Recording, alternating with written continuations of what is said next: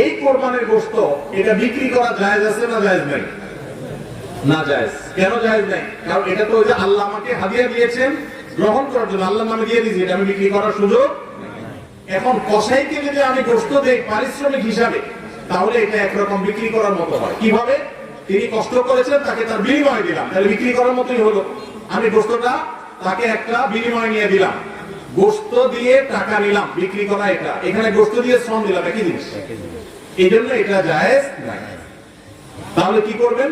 কসাইকে তার ন্যায্য মূল্য দিবেন। একটা গরু বানানোর জন্য যা লাগে তা পুরাটা দিবেন এবং আগে ভাগে এগুলো চুকিয়ে নিবেন।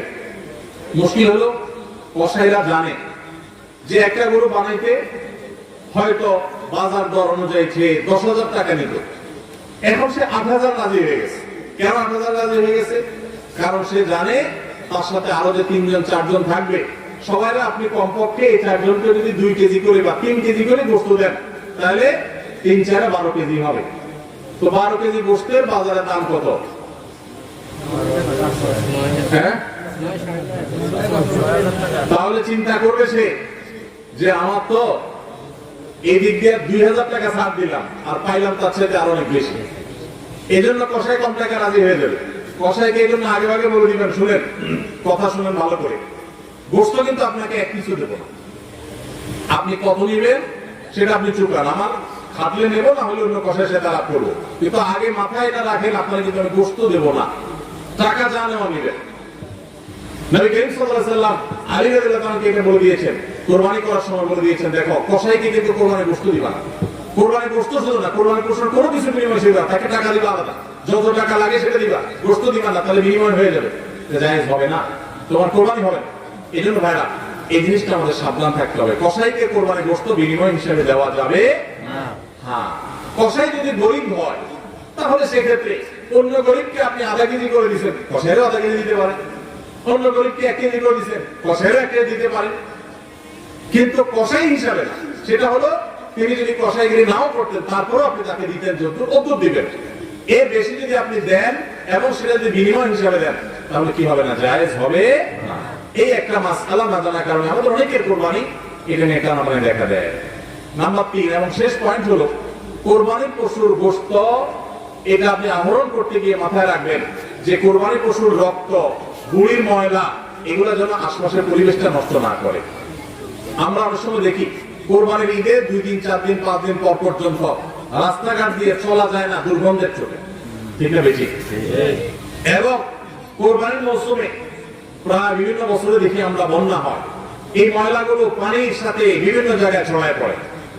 বিশেষ করে আমাদের বাইরে আশেপাশে রাস্তাঘাট দিয়ে পথচারীরা যখন চলে, আপনার কোরবানির পশুর দুর্গন্ধ, এটার ময়লা, রক্ত, এগুলো যদি আশপাশের পরিবেশ নষ্ট করে, মানুষের নাক ধরে, মানুষ অসুস্থ হয়, নানা রকমের রোগ তৈরি হয়, এখান থেকে নানা রকম রোগ বালাই ছড়ায় এবং মানুষের কষ্টের কারণ হয়, তাহলে কোরবানি দিয়ে আপনি সওয়াবের পরিবর্তে গুনাহ হওয়ার আশঙ্কা।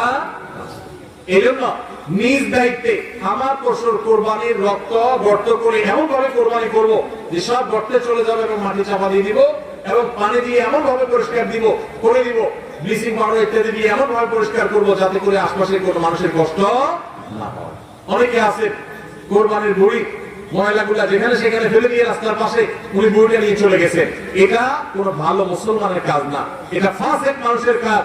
নবী করিম সাল্লাল্লাহু আলাইহি সাল্লাম ঈমানের শাখা বলতে গিয়ে বলেছেন, ইমাতাতুল আযা আনিত তরিক, ঈমানের একটা শাখা হলো রাস্তায় এমন কিছু যদি কেউ ফেলে রাখে যেটাতে আরেকজনের কষ্ট হয়, সেটা আপনি আরেকজন ফেললে আপনি সরাই দিবেন, এটা হলো ঈমানের দাবি। আর আপনি নিজে যদি ফালান সেই জিনিসটা, যে জিনিসটা মানুষের কষ্ট হয়, তাহলে এটা তো কুফরির অঙ্গ হবে। কথা কি বুঝাতে পারছি? আমরা অনেকে কোরবানি করি কিন্তু এই জিনিসগুলো খেয়াল করি না যে আমার কোরবানিটাকে অনর্থক করে দিতে পারে, অর্থহীন করে দিতে পারে, সওয়াবের পরিবর্তে গুনাহ হতে পারে। এজন্য কোরবানির পশুর রক্ত, ময়লা, গুড়ির ময়লা, এই সবগুলোকে আমরা নিজ দায়িত্বে একেবারে পরিষ্কার করে রাখবো। মনে থাকবে তো ইনশাআল্লাহ? আল্লাহ তাআলা আমাদের সবাইকে কোরবানির এই ইবাদতকে আল্লাহকে সন্তুষ্ট করবার উদ্দেশ্যে খালেস এবং বিশুদ্ধ নিয়তে, সহি নিয়তে, এবং এই কোরবানিকে আল্লাহ তাআলা বিশুদ্ধ উপায়ে আমাদেরকে সবাইকে সম্পাদন করার তৌফিক দান করুন। আমাদের কোরবানির পশুর রক্ত বা পশুর কোনো কিছু দুর্গন্ধ বা কোনো কিছু কোনো ময়লা যেন পরিবেশকে দূষিত না করে মানুষের কষ্টের যেন কারণ না হয়। আল্লাহ তাআলা আমাদের সবাইকে সেই বিষয়গুলোকে মেনে চলার তৌফিক দান করুন।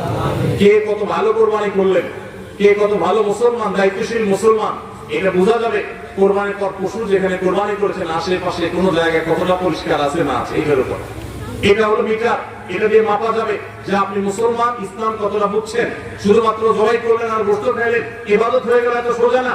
আল মুসলিমু মান সালিমা আল মুসলিমুনা মিন লিসানিহি ওয়া ইয়াদিহি, যার হাত মুখ দ্বারা অন্য মুসলমান নিরাপদ থাকে সেই মুসলমান। আপনার জবাই করা পশুর রক্ত, এটার গন্ধ কয়দিন পরে ছড়াচ্ছে, শুকিয়ে রক্ত গন্ধ বাইর হয়েছে, ময়লা আছে সেগুলো গন্ধ বাইর হয়েছে, তার অন্য মানুষের কষ্ট হচ্ছে, আপনি মুসলমান হতে পারলেন না, আপনার এটা ইবাদত হলো না। এই জন্য এই একটা বিষয় মনে হতে পারে ছোট্ট বিষয়, এই ছোট্ট বিষয়টাই কিন্তু আমাদের ইবাদতকে নষ্ট করে দিতে পারে। আমরা সবাই খেয়াল করবো তো ইনশাআল্লাহ। আল্লাহ তাআলা আমাদের সবাইকে আমল করার তৌফিক দান করুন। জাযাকুমুল্লাহ খাইর।